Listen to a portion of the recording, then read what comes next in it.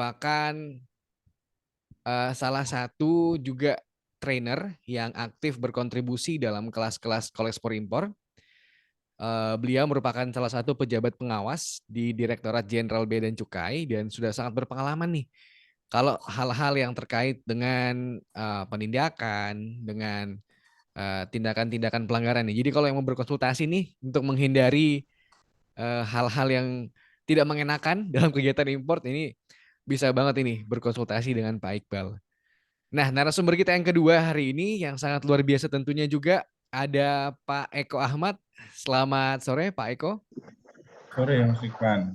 Selamat. Nah, Pak Eko ini Bapak Ibu sekalian merupakan seorang peneliti dokumen ya, sebuah jabatan di Direktorat Jenderal Bea dan Cukai yang tugasnya adalah untuk meneliti dokumen impor dan memastikan bahwa semua ketentuannya tercapai. Jadi dalam praktiknya nih, Pak Eko ini merupakan pribadi yang menerbitkan SPTNP itu. Jadi kita belajar langsung dari ahlinya sore hari ini. Oke, sebelum kita masuk ke materi, kita kenal-kenalan dulu ya sama para narasumber kita ini ya. Saya tanya kabar dulu nih ke Pak Iqbal dulu mungkin yang pertama. Gimana kabarnya Pak Iqbal? Lagi sibuk apa dan gimana persiapannya untuk memberikan materi pada webinar 4 ini? Alhamdulillah baik Mas Rikpan, saya ini sifatnya kan supporting ya, manas-manasin Mas Eko. Sore ini sebenarnya kalau pokoknya Mas Ekonya sudah panas nanti kita tambahin bensin lagi. Pokoknya sepanjang panas kita siram bensin ke Mas Ekonya. Hari Oke. ini kita siap manas-manasi Pak Eko. Oke. Iya, itu dari Pak Iqbal. Nah, ini yang buat mau yang dipanasin nih, Pak Eko nih. Gimana kabarnya Pak Eko? Lagi sibuk apa sekarang? Lagi di mana? Nggak pulang kampung apa gimana? Iya, kebetulan kemarin Jumat saya cuti, masih dalam perjalanan. Ini demi my brother aja nih, Balu nih. Ceritanya saya berkunjung di rumahnya, langsung saya ditodong. Bro, Wah, sharing bro. Oh iya, aduh. luar Ya biasa. oke, oke. Luar biasa berarti. Jadi narasumber kita ini langsung ditodong begitu berkunjung ke rumah Pak Iqbal ya, Pak Eko. Nah, Pak Eko sebelum kita masuk materi mungkin boleh diceritakan tentang jabatan Pak Eko ini. Kira-kira eh, dalam bertugas itu kira-kira Pak Eko sebenarnya ngerjain apa aja sih gitu sampai Pak Eko cocok banget nih untuk materi pada sore hari ini. Ya, Nah itu memang tuh. jadi sekilas saya sekarang sudah di Tanjung Priok sebagai, kalau dulu sebutannya PFPD ya, Pejabat Fungsional Pemeriksa Dokumen. Mungkin familiarnya ditulis seperti itu. Dengan nomenklatur yang baru disebut Pemeriksa Bea Cukai Muda ya. Jadi kami di Tanjung Priok itu ada sekitar 87 orang untuk memeriksa dokumen khususnya impor ya. Khusus dokumen-dokumen impor itu kami ada 87 orang. Kesibukan kami ya mutus dokumen, bahkan kami mutus dokumen bangun tidur udah mutus dokumen, sampai mau tidur pun masih mutus dokumen. Memang di Priok itu kan volumenya tinggi banget ya. Kita sebulan itu saya bisa sampai 750 PIB sebulan mutus dokumen itu. Satu bulan Satu bulan. 750 PIB, Pak. Dan Ya. satu PIB itu bisa beberapa kontainer ya, Pak Eko Wah, ya. saya pernah satu PIB bisa sampai 2.000 item. Bisa yang cuma satu Wah. item ya, variatif lah. Dan pasti dari 750 itu dalam satu bulan itu pasti ada yang kena SPTNP ya. Ya. Harus itu. Ya bukan harus, maksudnya memang kita proporsional ya, sesuai dengan proporsinya. Kalau memang tidak sesuai ya akan kita SPTNP gitu. Itu sih. Bukan Oke. masalah keharusan atau enggak gitu ya. Jadi memang kewajiban kita memang memeriksa dokumen itu. Iya, berarti nanti di sore ini Pak Eko bakal sharing-sharing ya mengenai sebenarnya kenapa sih sampai Pak Eko itu tega gitu buat terbitin SPTNP gitu dan sebenarnya gimana sih cara kita ini supaya nggak di SPTNP sama Pak Eko kira-kira gitu mungkin ya Pak Eko. Waduh, bukan dibilang tega ya. Kita proporsional aja sih. Bukan Siap. tega atau nggak tega, proporsional aja. Kita ya kasarnya kita mungkin sebagai hakim ya, kita kan nggak bisa melihat nilai transaksi sebenarnya, tapi kita punya tools yang bisa kita gunakan gimana apakah transaksi itu benar sesuai dengan apa faktanya gitu loh. Tools itu. Kita Oke, punya keyakinan ya, yang bisa kita gunakan untuk menilai pemberitahuan dari para importir atau kuasanya gitu. oke. Supaya ini teman-teman di komunitas sekolah ekspor impor ini nggak bertanya-tanya nih, Pak Eko, gimana kalau langsung aja kita masuk ke materi yang sudah Pak Eko siapin buat sharing-sharing ini.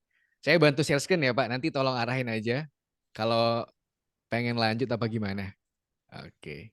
Siap. Kalau lihat dari kemarin waktu komunikasi sama Balu, mohon maaf nih saya manggil Pak Iqbal ini Balu, saya manggil Pak Iqbal agak keluh lidah saya ini.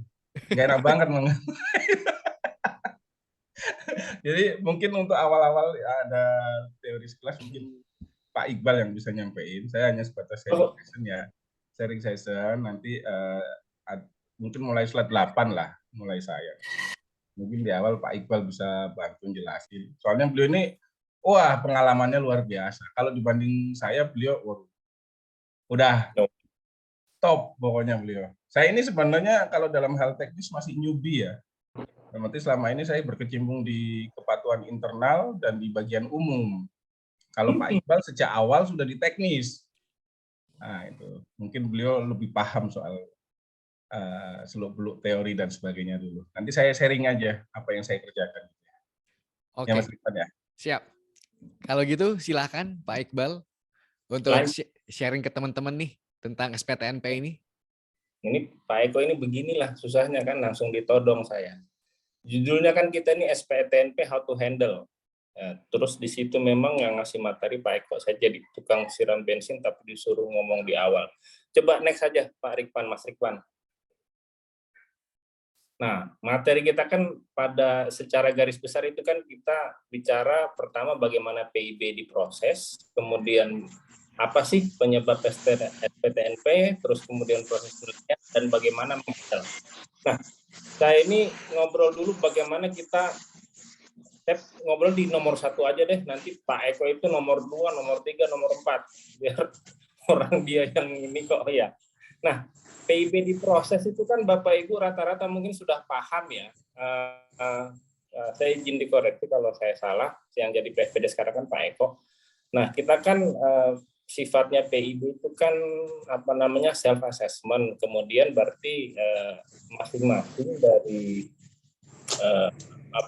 masing-masing dari PPJK itu ini saya ngomong ini bagaimana pembuatannya dulu ya. PPJK sendiri kan pasti dia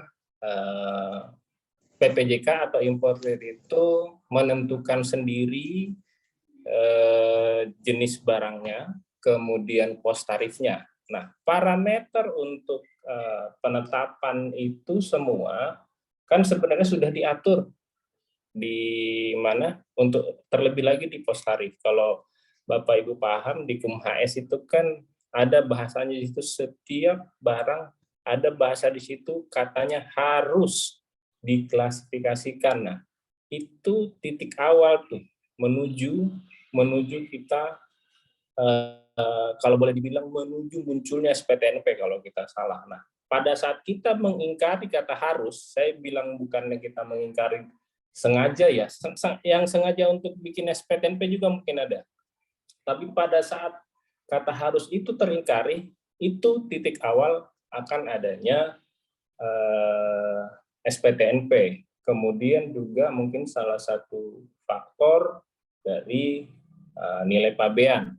Nilai pabeannya. Saya dikoreksi Pak Eko ya, kalau saya salah saya takut salah nyampein, saya langsung dipecat jadi temannya Pak Eko ini.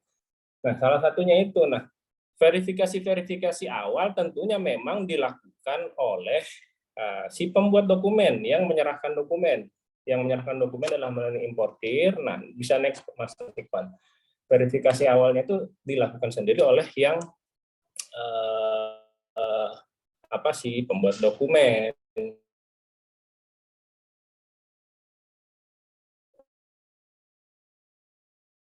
Verifikasi formilnya Pak Iqbal ini kayaknya kemudian sinyalnya, saya nggak tahu sinyal saya apa sinyal Pak Iqbal ya yang apa agak ini terganggu ya. impor itu. Halo Pak Iqbal. Ini kayaknya sinyalnya Pak Iqbal agak sedikit terganggu nih. Cek. Dia Cek Pak Iqbal. Pak Iqbal lagi pulang kampung ya. Lagi di Jakarta itu, Pak. Ya, mungkin sedikit saya lanjutin sambil nanti mungkin Pak Iqbal bergabung lagi. Jadi sebenarnya kalau dari bagian ini ya, kami dari PFPD itu mulainya dari verifikasi materialnya ya. Dari verifikasi material itu adalah start dari PFPD melakukan penelitian dokumen impor. Sedangkan sebelumnya itu verifikasi formilnya itu bisa dilakukan baik dari teman P2 terkait mungkin lartasnya, blokirnya dan sebagainya itu dari P2, terus soal cek pembayaran dari Perben dan dari Pendok ya nanti terkait dokumen-dokumen pelengkapnya gitu. Nah, jadi mungkin nanti bagian saya kurang tahu terkait verifikasi formil ya, seperti yang saya sampaikan tadi, bahwa itu adalah tugas-tugas dari teman-teman teknis yang lain. Kebetulan saya belum pernah tugas di situ gitu ya. Seperti yang saya sampaikan tadi, bahwa selama ini saya tugasnya di kepatuhan internal dan di bagian umum. Nah, sedangkan saat ini mungkin saya bisa sharing terkait verifikasi material. Nah, Bea Cukai ini ilmunya sangat terlalu luas ya. Jadi nggak semuanya bisa kita kuasai gitu. Di PFPD sendiri ini aja butuh ini. Mas Iqbal udah gabung lagi, Mas Iqbal? Belum kayaknya, Pak. Belum. Atau mungkin udah gabung ya Pak Iqbal ya? Monggo Pak Eko dulu, nanti saya salah-salah aja. Enggak lah. Ente yang lanjutin verifikasi formil nih. Ente yang bagian P2, apalagi sekarang di Perben. Wah, pengalamannya udah nggak karuan lah. Lanjut. Enggak, jadi udah jelas Mas Rikpan. Jadi tadi sempat kepotong Pak Iqbal. Jadi di awal begitu Pak Iqbal mulai menjelaskan mengenai ini prosesnya ini sinyalnya langsung hilang, langsung putus-putus. Jadi atau saya nggak boleh bicara verifikasi formil kali ya. Karena memang itu ya, saya ulangi ya rekan-rekan ya. Jadi saat dokumen disubmit, memang verifikasi awal itu ada di proses penelitian awal itu ada pada si importer itu sendiri, importer atau PPJK itu sendiri. Dan semestinya untuk cek blokir, cek kurs, cek lartas, cek pembayaran pun, sama cek similarity ini mungkin nanti Pak Eko yang jelasin ya. Itu ada di importir atau PPJK. Nah, kemudian setelah itu nanti akan ada sistem. Mungkin sama-sama sudah paham, sistemnya kita sudah sama-sama paham semua. Mungkin dia masuk dulu ke mana sistem aplikasi pabean di kantor setempat, nanti dia masuk ke INSW juga. Kita mungkin teman-teman sudah kenal CESA sekarang. Nanti dari situ, setelah itu outputnya nanti PIB-nya dapat nomor pendaftaran. Nah, setelah dapat nomor pendaftaran ini, mulai tuh verifikasi material yang memang kepotong dari Pak Eko. Titik krusialnya kalau menurut saya salah satunya adalah kalau kita untuk menghindari SPTNP atau how to handle it, kita sudah ngobrol di awal, yaitu tadi rekan-rekan sekalian, coba yang sangat-sangat sering jadi permasalahan lartas. Entah mau diolah seperti apa saat kita belokkan, atau itu tadi yang bahasa harus itu kita mau coba mengakali atau kita mau membelokkan, nah itu akan bisa ada efeknya ke SPTNP. Nah selanjutnya itu menjadi tugas dari dalam hal ini salah satu tugas atau pekerjaan yang dilakukan oleh Pak Eko nih. Jadi monggo saya serahin lagi Pak Eko untuk jelasin. Saya mengganggu liburnya, monggo. Udah bro, lanjut aja. Nanti saya yang bagian selanjutnya yang terkait yang kedua, 3, 4 tadi. Atau saya nambahin dikit ya? Silahkan. Jadi Bapak Ibu sekalian, seperti yang tadi Pak Iqbal dan Pak Eko udah jelasin, memang ada 2 verifikasi ya, verifikasi formil sama verifikasi material. Nah, verifikasi formil yang tadi Pak Eko jelasin sama Pak Iqbal jelasin, itu saat ini mostly di kantor-kantor besar, itu sudah diverifikasi oleh sistem. Nah, hanya dalam keadaan tertentu aja, kayak misalkan mungkin lartasnya ini ya, flag 1 ya, Pak Iqbal ya. Baru kemudian mungkin ada keterlibatan dari petugas Bea dan Cukai. Tapi di verifikasi formil ini kayak cek blokir itu udah dilakukan sama Ceisa, yang tadi Pak Eko bilang, terus cek pembayaran itu juga sudah auto recount sama billing, terus cek similarity juga. Ini biasanya tugasnya Pak Iqbal nih, Pak ya. Perben manifest ya. Kalau misalkan similarity-nya sistem ini menemukan bahwa dia belum cukup similar ini artinya ini Bapak Ibu. Nama pada manifest itu harus paling tidak 80% sama dengan nama di PIB. Gitu. Ini pasti yang belum pernah dengar manifest PIB ini pasti pada bingung nih, apa manifest apa PIB gitu ya. Ada 2 dokumen di Bea Cukai nanti yang akan dicek similarity-nya. Nah, itu oleh sistem. Nah, nanti kalau misalkan sistem nggak bisa, baru kemudian dilakukan oleh misalkan kayak Pak Iqbal. Nah, itu kasih manifest perben biasanya namanya. Nah, seperti itu. Mungkin tambahan dari saya nih, Pak Iqbal.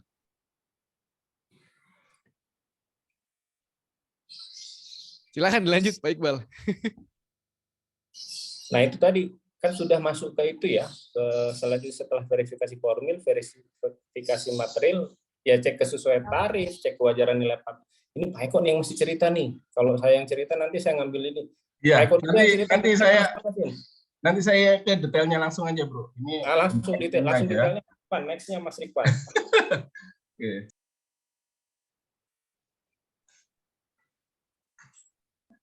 Saya mungkin kemarin slide-nya sebenarnya langsung mulai dari 8 ya, langsung ke 8.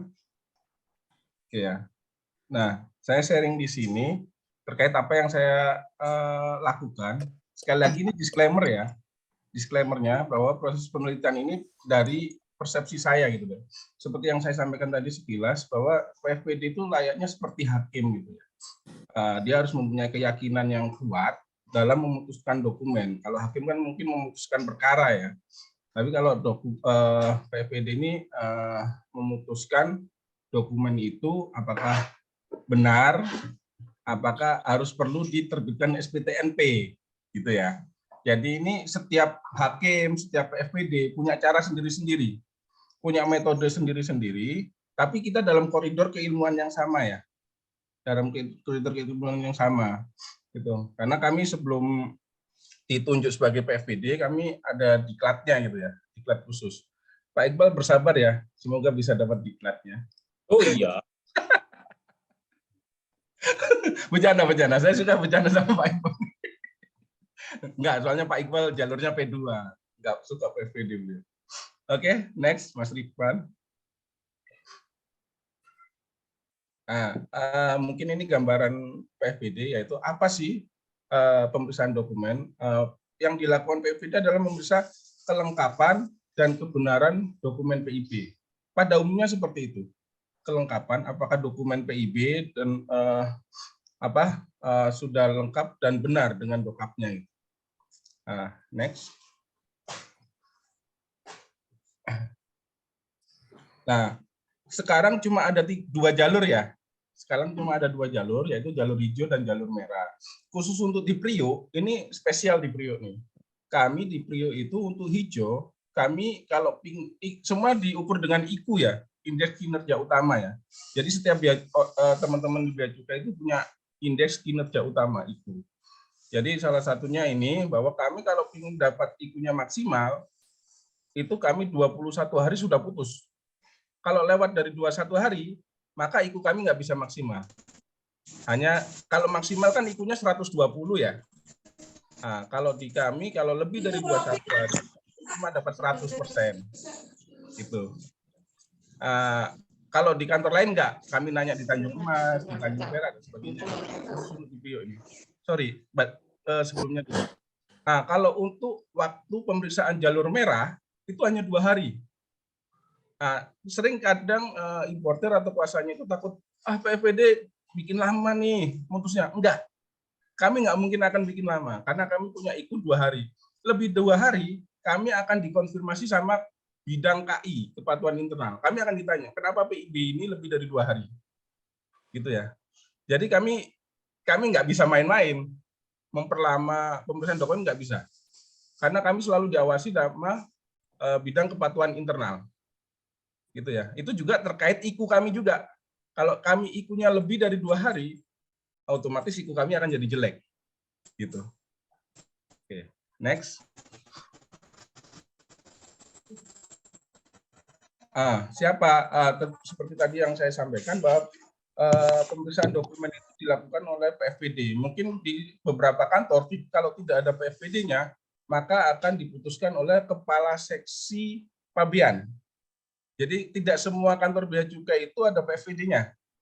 Tapi kalau ada PFPD-nya, yang memutuskan dokumen impor adalah PFPD. Jadi PFPD ini setingkat fungsional yang setingkat kepala seksi, yaitu eselon 4. Sebelum jadi PFPD, seperti yang saya sampaikan, bahwa kami dilakukan diklat, hampir 1 bulan kami diklatnya, untuk diajarin gimana cara memeriksa dokumen.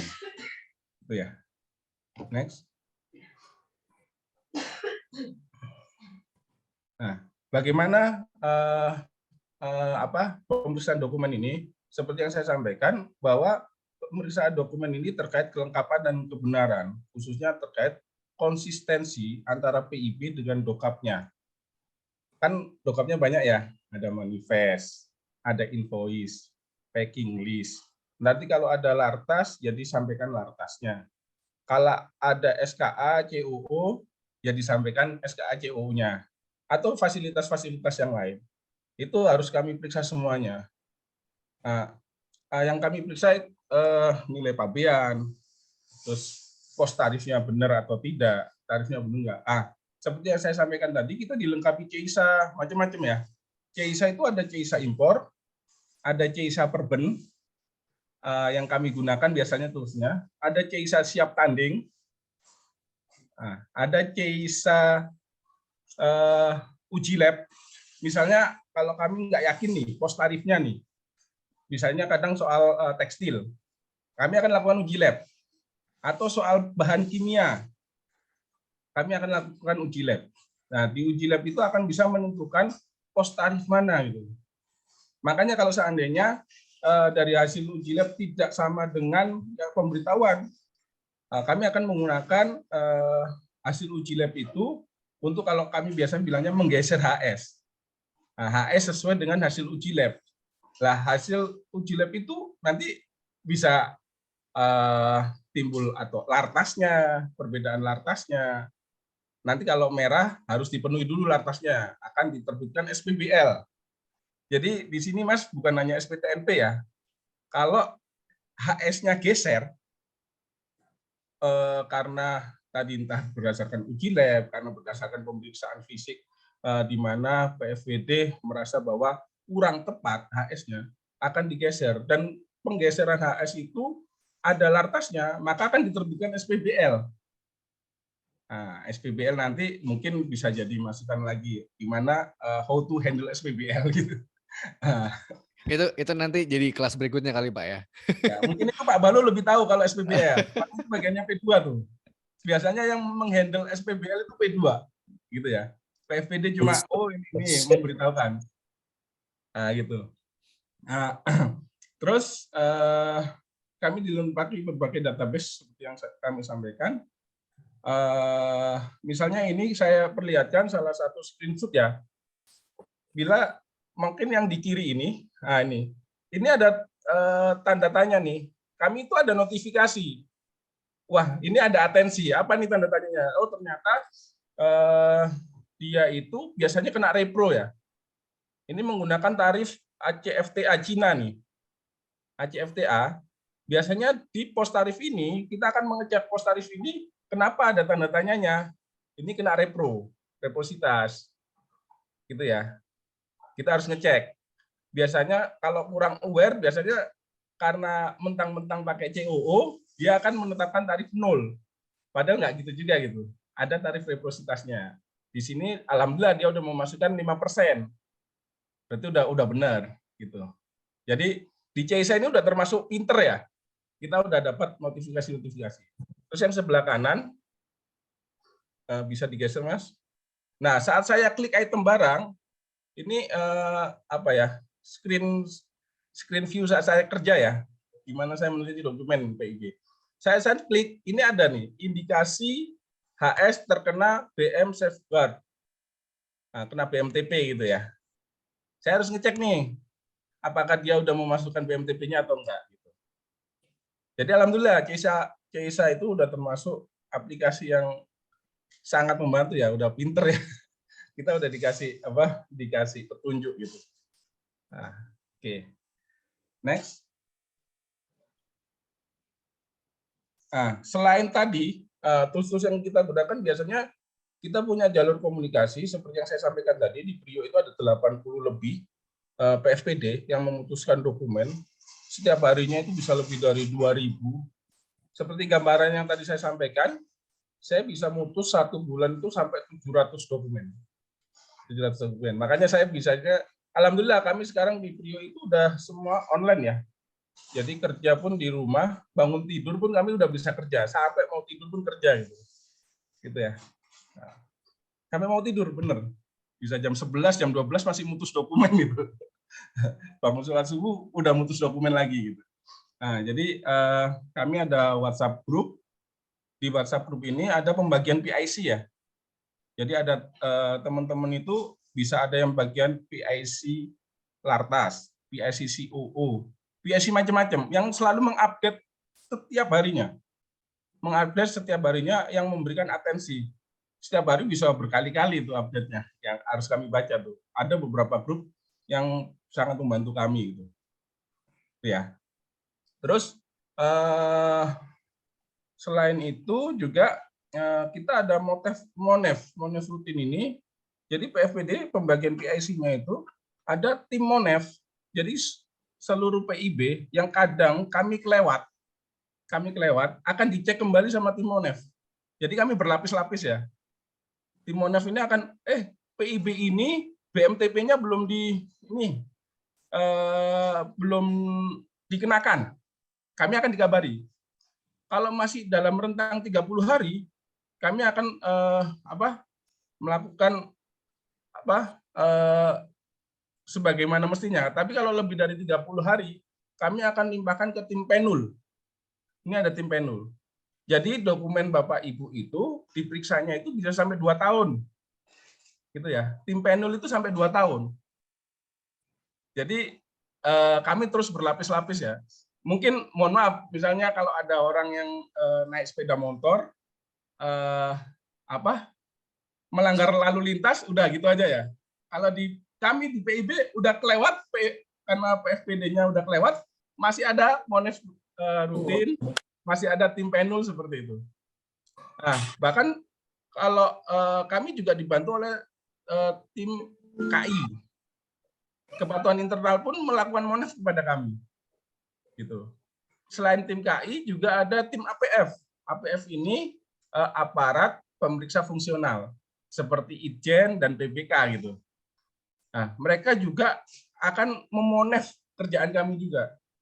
Bahkan kalau ini juga bisa memberikan, kalau kata teman-teman, memberikan surat cinta. Bahasanya surat cinta, tapi padahal itu surat teguran gitu. Kalau kami salah gitu. Jadi kami dipantaunya berlapis-lapis juga. Tapi kami merasa itu sebagai bagian dari konsekuensi apa yang kami kerjakan, urgensi, sangat urgent banget ya. Jadi terus berlapis-lapis. Oke, next. Menghandle SPTMP. Oke, seperti yang saya sampaikan tadi, ini terkait kalau handling ini bahwa SPTMP dibayar maksimal 60 hari dan ada jalurnya buat ibu bapak yang importir dan kuasanya atau BPJK ya. Kalau seandainya keberatan dengan SPTMP yang kami lakukan, silakan diajukan keberatan, gitu ya. Jadi layaknya tadi di persidangan bisa banding gitu loh. Ini bisa keberatan dulu. Kalau keberatan masih ditolak, bisa banding sampai nanti banding di sidang pajak ya. Gitu ya. Jadi kami merasa sih teman-teman importir, teman-teman PPJK ini bukan kita musuhan atau enggak sama sekali. Kita malah kalau bisa saling support ya. Semakin jelas dokumennya, semakin cepat apa yang bisa kami kerjakan. Ada yang semakin ditutup-tutupi, maka akan semakin lama kami menghandle-nya gitu. Nah, sedangkan load pekerjaan di Priok sendiri, seperti kita ketahui, importasi di Indonesia itu 60-70% ada di Priok ya. Makanya seperti yang saya terangin berkali-kali, ya sekitar sekarang itu saya tiap bulannya antara 650 sampai 750 PIB sebulan. Gitu. Ada yang PIB yang gampang bisa kerjakan dalam waktu singkat, ada yang bisa temen itu satu PIB bisa sampai 1 minggu. Ada. Gitu. Sebagai bayangannya gitu ya. Mungkin itu yang bisa saya sharing. Kalau ada tambahan monggo Pak Iqbal atau Mas Rikvan ya. Pertama menghandle, saya langsung tambahkan Pak Eko ya. Ini kita ngobrol di belakang, baru kita geser ke depan lagi obrolan. Jadi pertama pada saat menerima itu ada ketentuannya tuh, bayar maksimum 60 hari. Jadi begitu sudah terima langsung dibayar. Nah, repotnya itu kalau jalur merah, kalau SPTNP-nya tidak dibayar, dia tidak akan SPPB. Kurang lebih begitu ya kalau tidak salah. Pak Eko ya, benar ya. Kalau dia tidak bayar SPTNP, kalau jalur merah atau kuning nggak ada lagi ya. Kalau jalur merah terbit notul, tidak dibayar notulnya, barangnya tidak keluar. Kalau hijau, setelah itu mungkin masih bisa. Nah, teman-teman importir, rekan-rekan, kalau mau bertarung di area itu, ya bisa mengajukan keberatan juga maksimum 60 hari, dan ada proses setelah itu. Nah, itu seperti yang disampaikan Pak Eko tadi, di depan, bahwa memang dia fungsinya di sini sebagai quote-unquote adalah hakim. Kesimpulan kita sebenarnya, sore ini, kenapa sih bisa munculnya juga sehingga kita harus menghandle? Ya, mohon izin Mas Rikvan, kita balik ke slide tadi yang ada botol kecap ya. Sebenarnya ada tiga sih. Tapi kalau menurut saya pribadi, intinya itu kan ada dua sebenarnya. Tarif yang tidak sesuai, dan yang kedua adalah nilai pabean yang tidak wajar. Kalau fasilitas kan itu mungkin berkaitan dengan tarif juga. Kita contoh di sini saus cabai. Ada importir ngimpor saus cabai dari Korea Selatan. Ya. Importir menganggap ingredients sausnya itu bukan cuma cabai, melainkan ada bawang merah, bawang putih, ditambah lagi ada perbedaan tarif yang signifikan. Importir memilih itu pos tarif saus lainnya 5%. Padahal senyata-nyatanya judulnya barang ini aja sudah chili sauce. Nah, itu yang saya bilang tadi. Kan saya ngomong di depan tadi itu apa yang sudah bahasa di KUMHS itu harus, sedangkan kita tidak mencoba harus nih. Bahasanya setiap barang harus diklasifikasikan pada pos tarif yang sesuai. Nah, ini kan kalau kita lihat saus cabai sudah ada tuh. Sudah ada pos tarifnya sendiri. Aturan KUMHS 2B yang berlaku secara internasional, kalau dia campuran atau kombinasi ya harus dimasukkan juga. Nanti Bapak Ibu kita ikut kelasnya, kita bikin kelas sendiri atau ikut di CI ya. Nah, kalau dilihat KUMHS 2B, ya saus yang diimpor itu harus masuk ke pos tarif saus cabai. Bea masuknya 15%. Ini kita bicara tarif dulu aja ya, kita tidak bicara lartasnya. Kemudian selanjutnya, next Mas Rikvan, nilai pabean yang tidak wajar. Nah, ini kan untuk melakukan proses bisnis, kegiatan impor itu kan whole proses dari proses logistik yang sangat terintegrasi ya. Mulai dari kita pada saat menginginkan barang itu, kemudian terus ada komunikasi antara penjual dan pembeli, tentunya ada diskusi-diskusi, kemudian ada proses mungkin penentuan dan penetapan harga. Nanti ada metode penetapan nilai pabean juga. Nah, kalau sama-sama saling paham antara importir dan si shippernya, harga yang disepakati kan memang tidak boleh melenceng ya. Kemudian di kita sendiri ada database. database untuk melakukan pengujian. Yang kedua, kita juga bisa lihat di open source. Contohnya nih, importir mengimpor iPhone 14 Pro dari Singapura dengan menyatakan bahwa harga barangnya adalah 1.200 USD. Padahal berdasarkan uji kewajaran harga, nilai barang yang wajar 1.550. Nah, pada saat diberitahukan 1.200, otomatis Pak Eko dalam hal ini sebagai PVD akan melakukan uji kewajaran nih. Benar nggak sih? Nah, itu toolsnya Pak Eko tuh banyak. Nah, itu yang akan menyebabkan adanya no tool. Jadi kalau terus yang ketiga dulu baru saya bikin kesimpulan. Yang fasilitas yang gugur kan, importir menggunakan fasilitas SKA, kemudian tarif bea masuknya normal direduksi menjadi 0%. Tapi ini contohnya SKA terbit 4 hari sejak tanggal ekspor pada BL. Sesuai aturan, importir seharusnya menyentang issued retroactively pada SKA, tapi lupa melakukannya. Nah, sebenarnya makanya saya bilang tadi di depan tadi saya sampaikan bahwa di proses bisnis kita kenapa sih kadang perlu juga pihak importir atau PPJK melakukan verifikasi sendiri.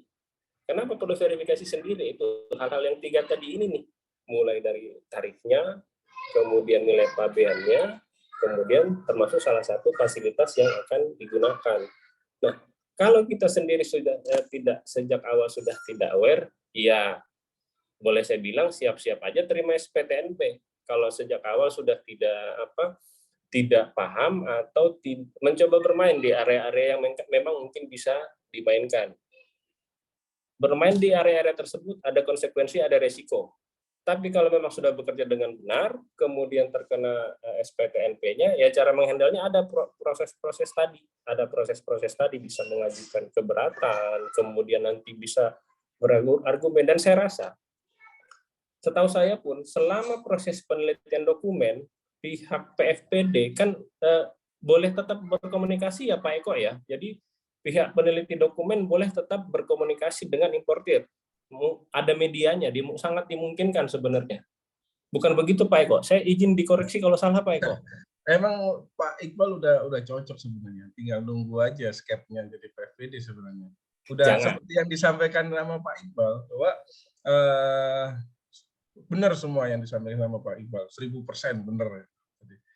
Seperti tadi yang ditanyakan Pak Iqbal, apa kita berkomunikasi? Kita bisa melakukan komunikasi, baik importir menghubungi PVD atau PVD menghubungi importir, tapi ada tapinya nih, nggak bisa langsung. Jadi via CC. Dan saat kita berkomunikasi pun, kita akan didampingi KI. Gitu ya, kita akan didampingi KI. Memang PVD ini ujung tombak yang selalu diawasi. Kita pokoknya udah bagian yang sangat diawasi ya.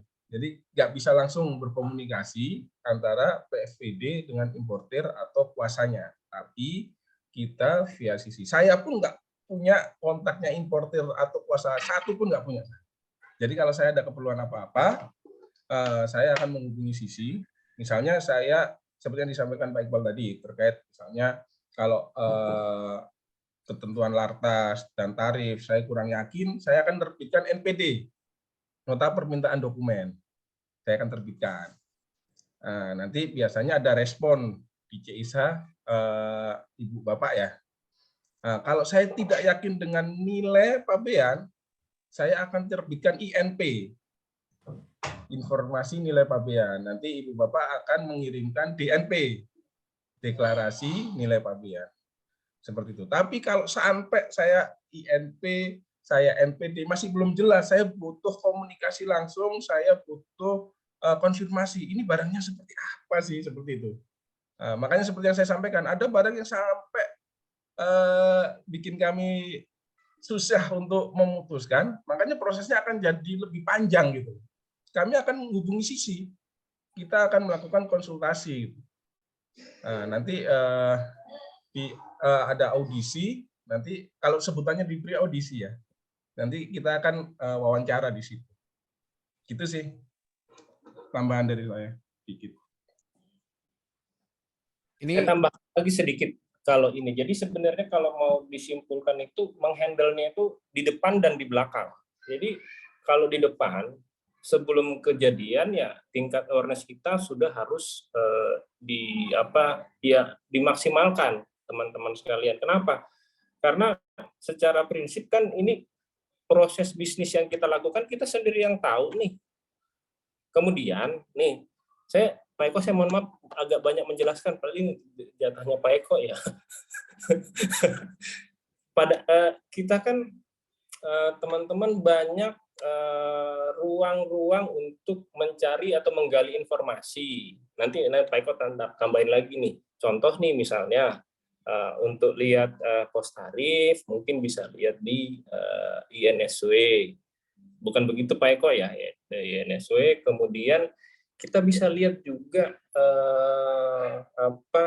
di open source, kira-kira kalau barang saya ini kalau dimasukkan ke pos tarif ini di negara lain seperti apa, yang dalam tanda petik sekubu dengan misalnya di Asia itu apa, karena tidak semua juga pos tarif itu sama. Misal di Eropa nanti ada kelasnya sendiri deh, nanti kita bahas. Misalnya kalau kuda itu kuda sama di semua. Ada beberapa barang yang di Asia, di Eropa beda pos tarifnya dengan di Indonesia. Ini Pak Eko yang ingin, saya nggak enak melangkahi. Nah, maksud saya awareness di depannya sudah ada nih. Jadi awareness di depannya pasti kita yang memperkaya diri sendiri dulu. Kenapa? Konsekuensinya kan akan ada di belakang. Kalau kita sudah siap di depan, kemudian dihajar SPTNP, dihajar notul, kita bisa berperang.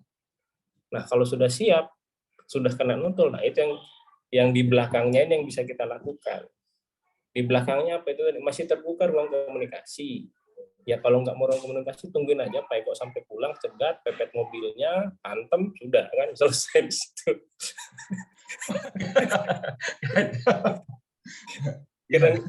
Kira lebih begitu. Kalau mau nggak Pak Eko, kalau ada yang ditambahkan? Ya, sebenarnya betul apa yang dibilang sama Pak Iqbal tadi ya. Awareness-nya udah dibangun sejak awal ya. Dokapnya, sekali lagi kami menilai konsistensi ya. Kebenaran dan kelengkapan dokumen itu antara PIB dengan dokapnya. Sebisa mungkin dilengkapi, selengkap-lengkapnya gitu ya. Misalnya bukti transfer, negosiasi harganya dan sebagainya. Ini tips-tips sedikit lah ya. Seperti itu. Jadi kami bisa, itu soal nilai pabean ya. Jadi kami punya keyakinan, oh ini udah benar. Nah, sama halnya kami juga akan, seperti yang dijelasin Pak Iqbal tadi, bahwa kami pun punya database harga, DNP 1, DNP 2, gitu. Juga kami bisa ada database lainnya yang bisa kami gunakan. Itu akan menilai kewajaran harga yang nanti akan jadi keputusan kami dalam memeriksa dokumen.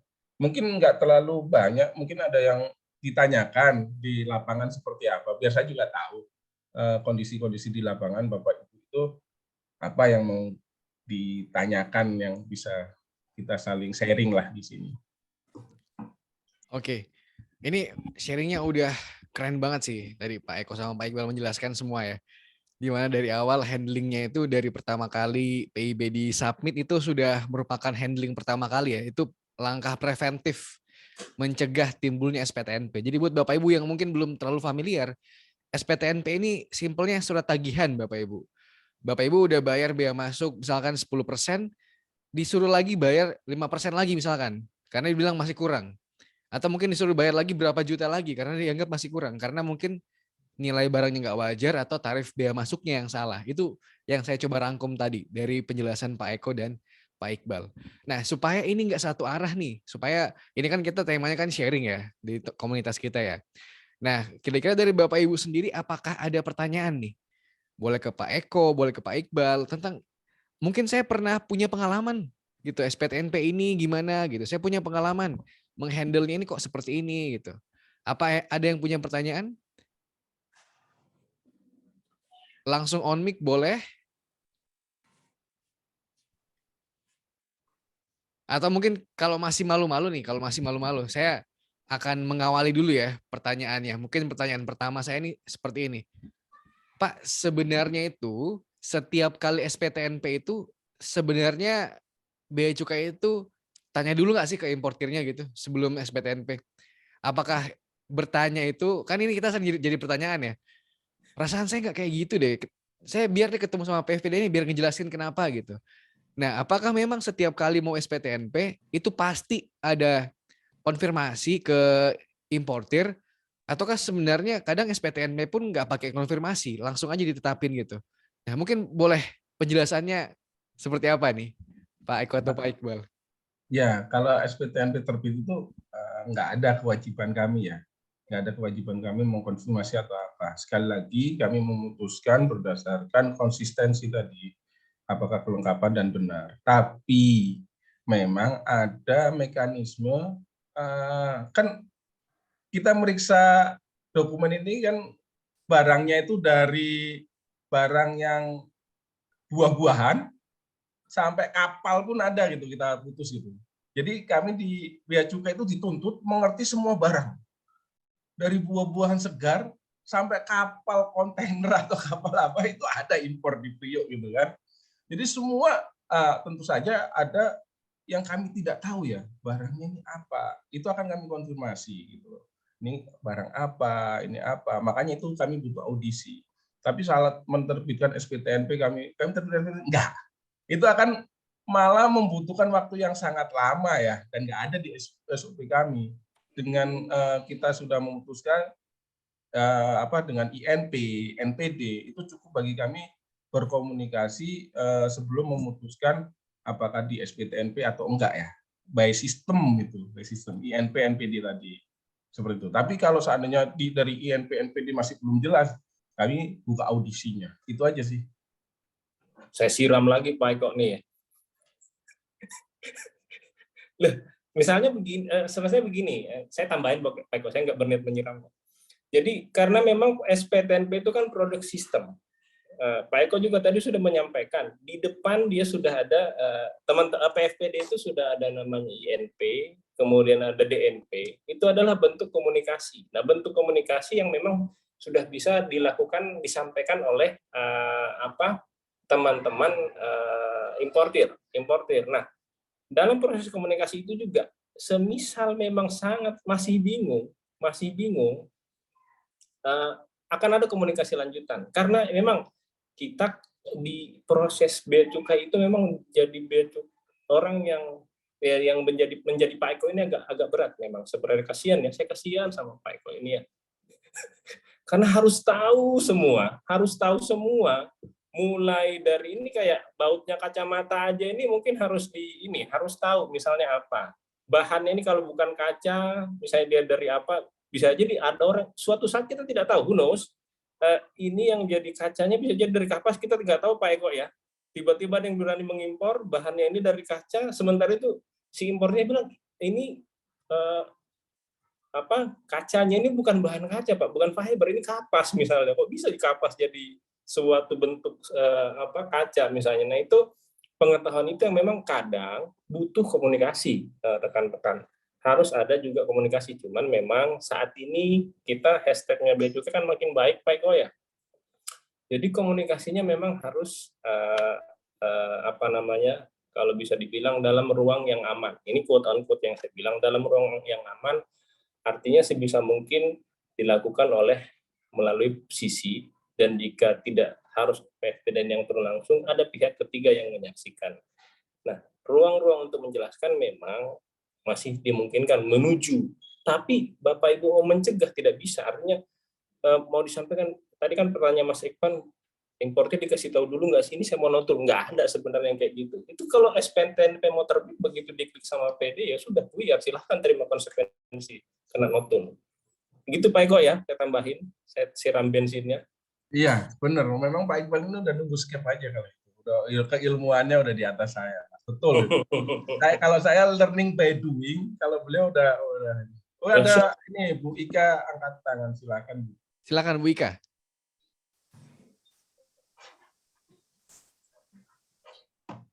Bu Ika, raise hand. Silakan. Ya, selamat sore Pak Rifan, selamat sore Pak Iqbal dan Pak Eko. Ya, mau tanya Pak, ini saya ngomong masalah pengalaman ya. eh, saya punya pengalaman gini, kebanyakan SPTNP itu importir mendapatkan SPTNP itu seperti kayak enggak ini loh, apa namanya, loh HS aku ini loh kok ditetapkan ini gitu. Jadi kekeh dengan HS yang HS semula gitu. Nah, tapi giliran kita suruh, kan kalau SPTNP itu kan kita bisa banding, ya kan Pak ya? Setahu saya kan kalau Keberatan SPTNP kan dulu, bisa banding. silakan keberatan dulu. Nggak langsung banding. Bisa Iya, keberatan, nanti kalau keberatan masih maksudnya ditolak, kan bisa. Heeh. Lanjut Bu Ika, lanjut. Lanjut Bu. Iya, iya. Kan kebanyakan kan si importer tuh kayak kurang ini loh Pak, kalau ditetapkan SPTNP dengan HS-nya itu gitu loh. Kebanyakan kan yang saya hadapin itu kan SPTNP karena HS ya, pos tarif. Kalau untuk nilai pabean jarang. Nah, importer ini kan masih gini loh Pak, kadang dia untuk importasi barang tuh tanpa ada konsultasi dulu atau gimana ya, tahu-tahu barang udah datang aja. Nah, giliran giliran karena SPTNP kayak nggak terima gitu. Tapi kan kalau SPTNP itu kan emang wajib harus tetap dibayar ya Pak. Kalau nggak dibayar kan nggak respon SPPB gitu. Nah, itu pengalaman saya Pak. Terus yang kedua, kalau importir sering mendapatkan respon SPTNP, apakah akan mempengaruhi rapor dari si importir itu sendiri? Gitu Pak. Iya. Jadi kami sendiri nggak punya rapot importer ya Bu. Nah itu dia Pak. Kami nggak pernah membagikan rapot. Jadi nggak ada masalah rapot itu. Jadi kami tetap berdasarkan sesuai dengan terukur menilai kebenaran dan kelengkapannya. Tadi yang pertama apa Bu? Saya lupa sampai mana. Yang pertama itu kan si importir ini kayak kurang terima dengan SPTNP ditetapkan oleh bea cukai gitu loh Pak.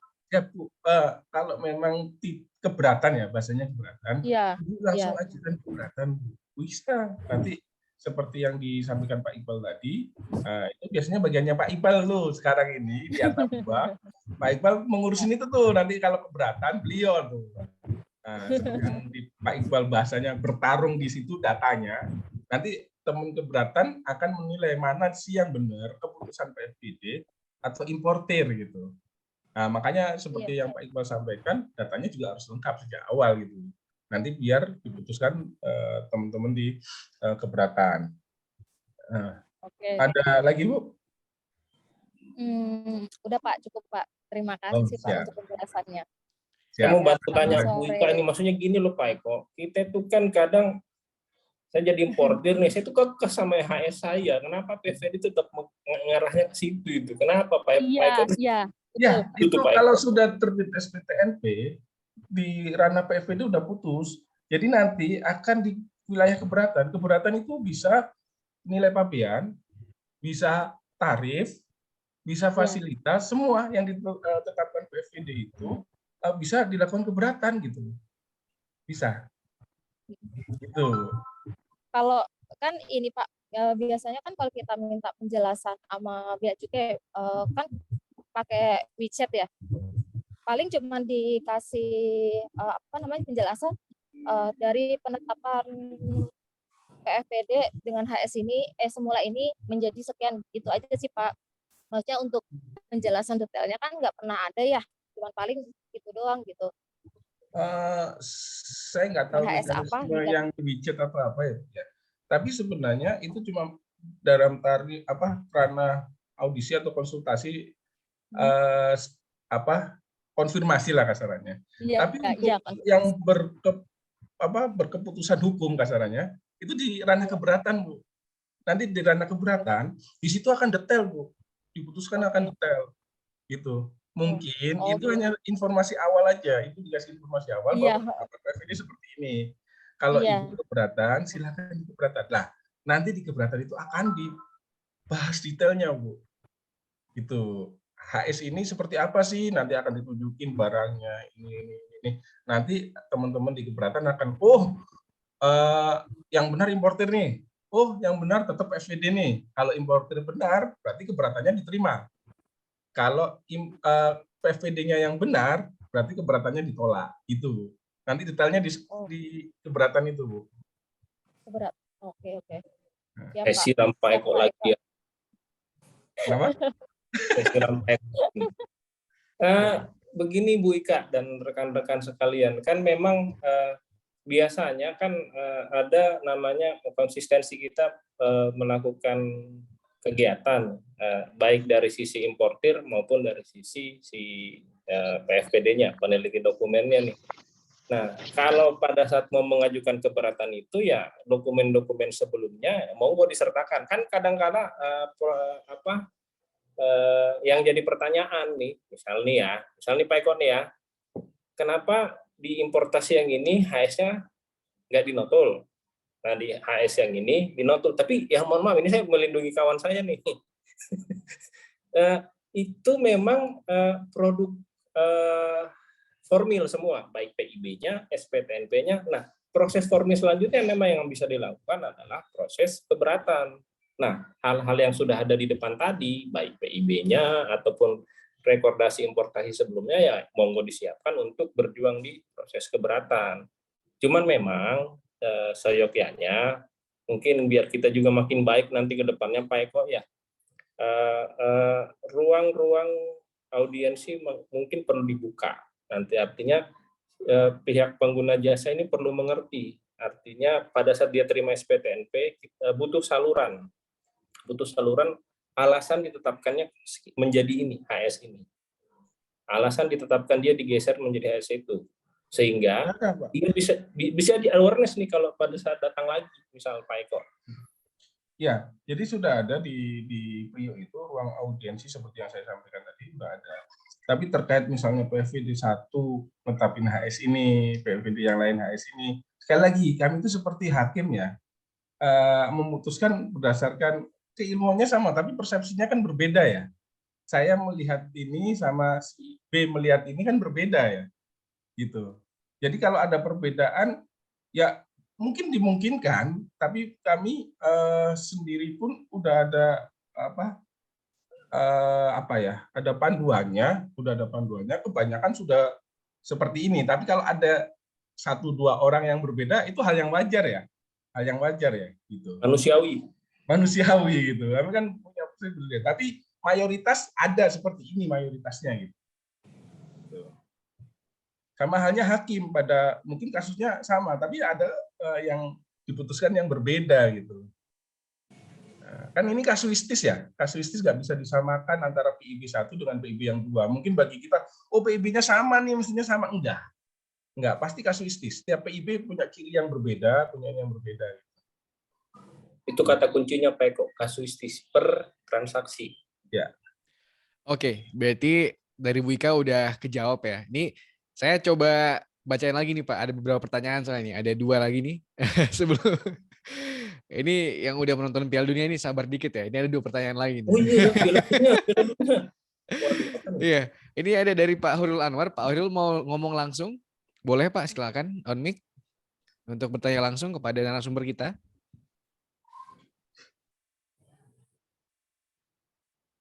Oke, mungkin kalau belum saya bacain ya. Pak, saya mau nanya Pak, di SPTNP itu ada denda 5 juta, itu hitungannya bagaimana ya? Soalnya saya pernah nemu case notulnya 1 juta, mungkin kurang bayarnya maksudnya, kurang bayarnya 1 juta, tapi dendanya sampai 5 juta, kok bisa Pak? Kira-kira gitu pertanyaannya. Gimana kira-kira jawabannya sangat Pak? bisa ya, sangat bisa. Jadi gini, kami menilai sekali lagi 1 juta ini mungkin berdasarkan nilai pabeannya ya. Nilai pabeannya itu dirasa nggak wajar, akan dinotul. Mungkin selisihnya cuma segitu gitu loh bagi PFV diputusin. Nah, biasanya sekarang mayoritas PIB itu menggunakan COO atau SKA. Seperti kita ketahui, kalau COO atau SKA itu fasilitas sehingga biaya masuknya 0. Kalau biaya masuknya 0, kena notul. Notul nilai pabean ya, bukan notul tarif pos tarif ya. itu akan terbit denda, yaitu dendanya 5 juta. Mau notulnya 1 juta, mau notulnya 300 juta, tetap dendanya 5 juta gitu. Karena tarif biaya masuknya 0, jadi dendanya 5 juta. Gitu Pak Khairullah ya. Singkatnya seperti itu. Kalau ada pertanyaan silakan ditanyakan lagi.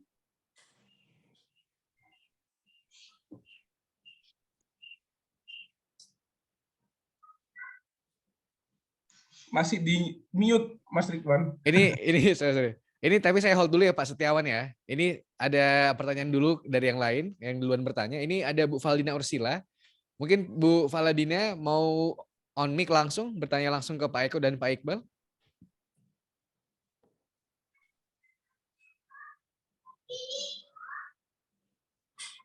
Oke, kalau enggak biar saya bacain.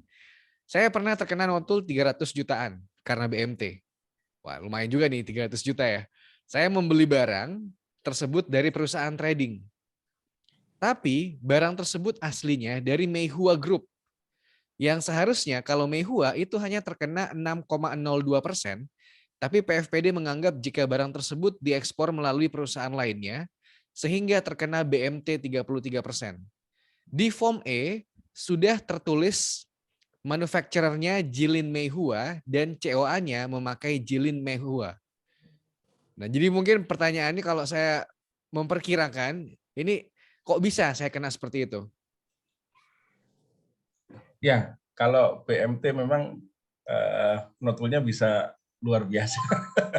BMT ini emang gede-gede ya. BMT. Karena memang tujuannya kan sebenarnya melindungi produksi dalam negeri ya BMT ini. Nah, terkait ini mungkin PSPD-nya sebenarnya COO itu kan ini mohon maaf disclaimer lagi, ini persepsi yang analisa saya pribadi ya. Saya nggak tahu faktanya seperti apa. Ini analisa saya pribadi, disclaimer-nya seperti itu. Mungkin PFPD-nya menilai bahwa seperti yang disampaikan tadi bahwa COO itu yang menerbitkan adalah manufakturnya itu ya, bukan tradingnya, diterimanya itu manufaktur itu. Nah, kalau memang manufakturnya Meihua, ya selayaknya mungkin kalau saya lihat ya Meihuanya itu ya. Tapi nggak tahu ini ya Bu ya, saya nggak tahu. Kayaknya ini bukan dokumen saya ya deh. Jadi nggak tahu faktanya seperti apa, disclaimer sekali lagi nggak tahu seperti apa. Ya memang kalau BMT nanti ditunjukin seperti ini tampilannya, dilihat perusahaan-perusahaan mana yang kena. Kalau dalam hal ini PFPD-nya menentukan bahwa bukan Meihua ya, jadi memang akan dikenakan di 33,20%. Nah gitu. Tapi secara faktanya saya nggak tahu Bu. Silakan Ibu bisa melakukan keberatan lagi Bu. Silakan. Nanti di wilayah keberatan itu akan ditentukan apakah diterima ditolak. Ya ada juga keberatan diterima itu, artinya PFPD saat itu mungkin kurang teliti ya. Mohon maaf Bu, kami di PFPD kalau keberatan diterima, IKU kami pun jelek Bu. Gitu. Itu terkait IKU lagi, kami punya IKU. Jadi efektivitas penelitian dokumen kalau sampai SPTNP keberatan diterima, IKU kami jelek gitu. Nah, gitu ya. Jadi sebenarnya PFPD ini nggak sembarangan untuk mutusin gitu. Kalau kami nggak efektif menerbitkan SPTNP, akhirnya diterima, IKU kami jelek. Gitu, gambarannya gitu. Oke, berarti kalau saya ringkas, berarti sebenarnya ini sangat kasuistis ya Pak, dan kita tidak bisa menjawabnya sepotong-sepotong nih. Kita harus melalui penelitian yang dalam. Kenapa sebenarnya bisa? Jangan sampai kita kasih informasi yang salah. Baik, ini saya tutup ya. Ini pertanyaan terakhir ya. Tadi Pak Setiawan yang duluan bertanya ya. Jadi Pak Setiawan bertanya, sebaiknya tanggal terbit SKA atau CO itu kapan? Dan jika barang asal dari Amerika dan transit di Cina dan BL diterbitkan dari Cina, apakah CO dari Cina bisa berlaku? Nah ini pertanyaan Pak Setiawan. Ini sangat-sangat PFPD banget nih Pak Eko nih, karena yang nentuin nanti SKA-nya berlaku apa enggak ini dari PFPD. Silakan Pak Eko.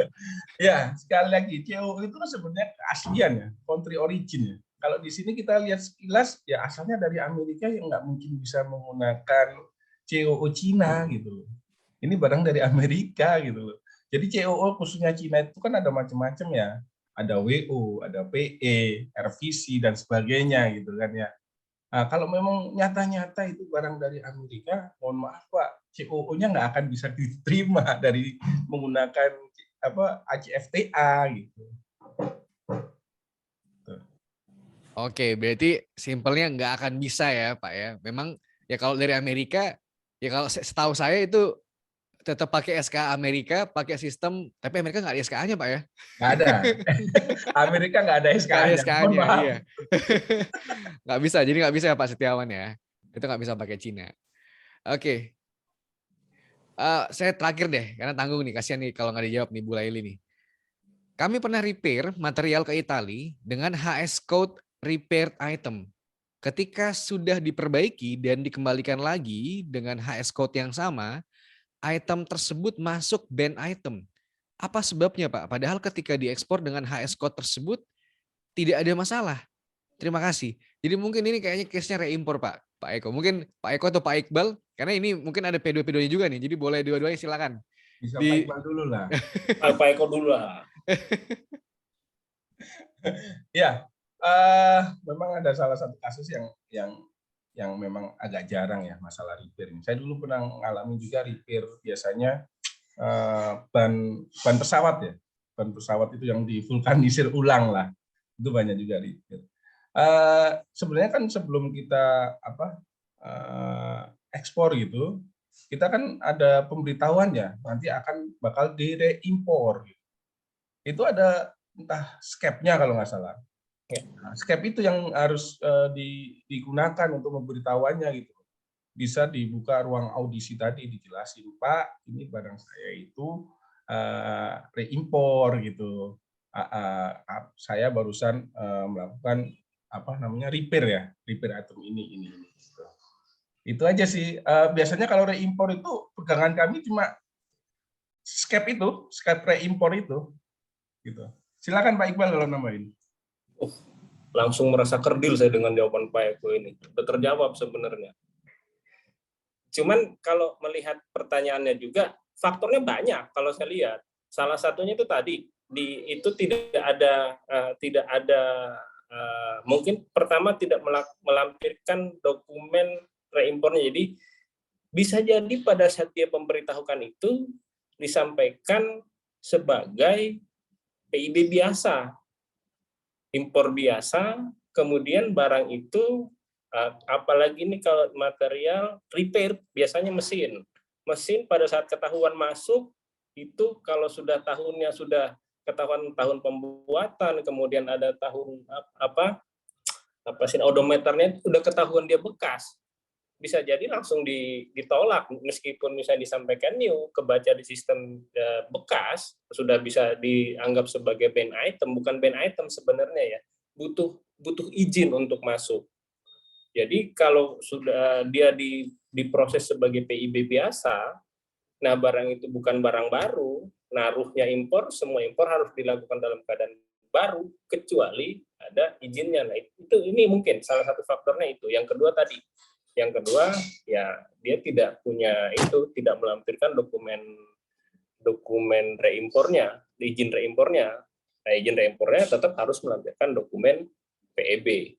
Atau yang ketiga, bisa jadi di dalam material itu ada item-item yang mungkin semestinya dia bukan dianggap menjadi bagian dari material itu, tapi harus diimpor tersendiri. Bisa jadi ya, bisa jadi. Ini sangat-sangat kasuistis. Ini kalau dibedah jadi kasus bisa panjang obrolan kita. Bisa jadi sampai pertandingan kedua Piala Dunia belum selesai ini kita bahas. Tapi sederhananya begitu tuh. Kalau menurut saya ada 3 itu. Dia PIB biasa, dokumennya itu dia tidak urus izin reimpornya, kemudian ya itu tadi itemnya itu bisa jadi separate. Kurang lebih begitu, Bu Laili ya. Mungkin ada tambahan sedikit juga. Reimpor ini akan diperiksa fisik ya. Pasti diperiksa fisik 100% gitu. Jadi dipastikan benar nih. Dari kami nggak sembarangan untuk melakukan reimpor gitu.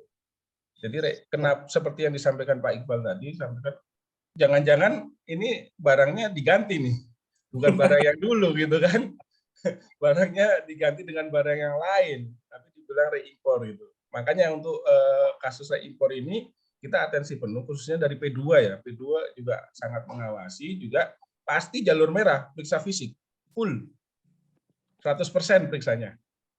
Gitu ya, tambahan sedikit. Oke, baik. Berarti jawabannya udah terjawab ya, Bu Laili ya. Berarti bisa jadi Bu Laili belum melengkapi perizinan izin reimpornya, belum ngurus cap reimpornya ke kantor tempat Ibu reimpor. Baik, mungkin karena waktu sudah menunjukkan pukul 5.14, ini karena keasikan diskusi yang memang luar biasa nih, jadi kita overtime dikit. Nah, kita udah sampai di penghujung acara. Mungkin kita harus mengakhiri diskusi kita karena masalah waktu juga. Nah, saya mengucapkan terima kasih banyak kepada Pak Eko Ahmad Santoso, narasumber utama kita pada hari ini, dan Pak Muhammad Iqbal, narasumber penyiram bensin kita pada sore hari ini, dengan siraman-siraman bensinnya yang membakar diskusi. Nah, saya juga terima kasih kepada Bapak Ibu sekalian yang sudah berpartisipasi, bertanya dan sharing juga pada sore hari ini. Mungkin biar Afdol sebelum kita mengakhiri, mungkin boleh pada on kamera, yang bisa on kamera, kita foto bareng nih, foto online bareng. Silakan yang bisa on kamera. Oke. Kita foto online bareng. Oke, yuk yang bisa. Oke. Nah, oke. Saya hitung ya. 3, 2, 1. Oke, baik. Baik Bapak Ibu, sampai di sini kebersamaan kita. Terima kasih banyak untuk para narasumber, terima kasih banyak untuk para peserta. Kita tidak akan berakhir sampai di sini. Untuk kedepannya kita akan ada lagi webinar dan nanti akan diinfokan tentu saja di grup komunitas. Dan semoga saja kita semakin ramai lagi ya, biar kita sharingnya semakin banyak, ilmunya semakin bertambah, bahkan mungkin bisa menjadi tempat kita untuk saling menjalin relasi. Akhir kata, sekian dari saya, sampai jumpa dan selamat sore. Selamat sore Selamat semua. sore, Pak.